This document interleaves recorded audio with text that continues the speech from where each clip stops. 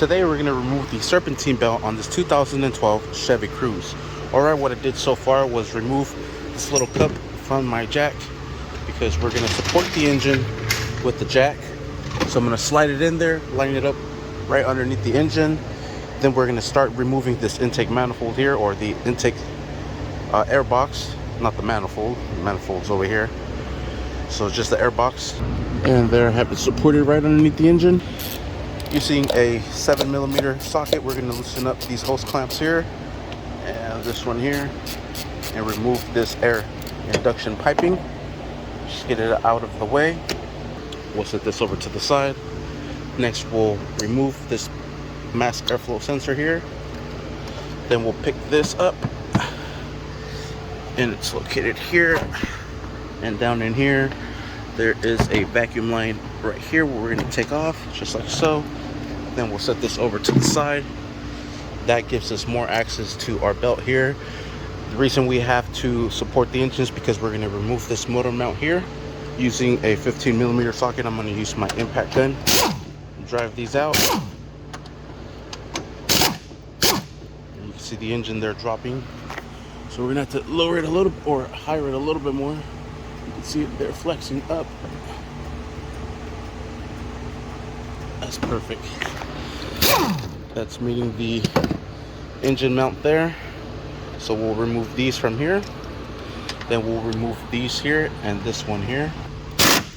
And these are all the same size, a size 15mm socket. And this one here. We'll remove all this and our motor mount comes out. And we'll set this over to the side. I just installed the new one. Here it is.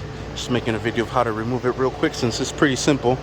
Using a 7/16 socket, has to be 12 point. You can see these here. It is not like your regular socket or bolt like this one here where it's 6 points. Trying to find another one. 6 points, 6 points. This one's 12 points. So this size is 7/16. I'm using an adapter so I could adapt it over. Here is our tension right here. Alright, I'm using a lot of adapters because I am using a 1/2 inch ratchet so I can get more leverage here. Alright, and we'll pull towards the front bumper and that will loosen up the tension. You can see it there. Then we'll take off the belt from the top. Alright, and just because I just did this, I don't want to remove it because I'm not gonna lie, it was a hassle to get it in here. First, what you have to do is you have to slide it in through the pulley here, then loop it around the crank over to the AC, the AC pump. Then I believe this is the water pump. Then your alternator. Yes, and then it continues back into the tensioner pulley. And yeah, so the way you put everything on, have it aligned, have this belt just sitting here or over here, whichever is easier for you. Then break that tension, slip it over, make sure they're all on their tracks, and then we're ready to put everything back on. So we'll start with the mount. I just don't want to take it off because I just did it, and like I said, it's a bitch. I'm not gonna lie. Why lie? All right, so we'll put in the 3 bolts that go here, here, and here, and we'll secure these down. We want to do everything evenly. Then we'll put on the bolts that go here and the nut, and then we'll hand tighten down everything to make sure everything is nice and secured. I like to hand threaten everything first, then we'll hit it with the gun.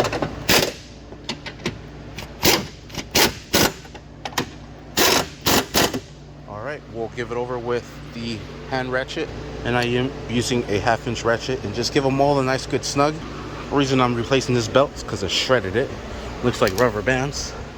Alright, now we're ready to drop our engine down, remove our jack from underneath. We'll put in our air intake air box. This has a point here and here, which goes right there and right there. So we'll line this up here, set everything into place, then just compress everything down so it clips into place. We'll put in this hose here. Perfect. We'll connect our mass airflow sensor right in here. Come on. Secure that down. Let's put in our air induction pipe, which is right here. This will slip into this one here, just like so. This one here, just like so. Let's secure these down with a 7mm.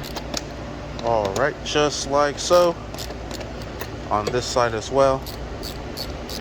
All right, and we'll fire it up, make sure everything is working correctly. The battery light was on.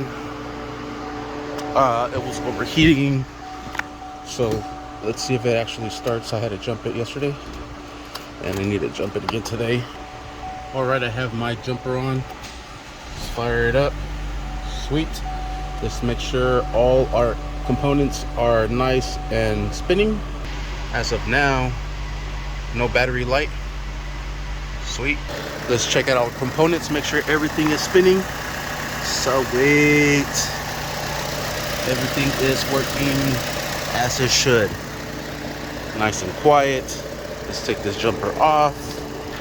All right, voltage is at 13.4, which is charging.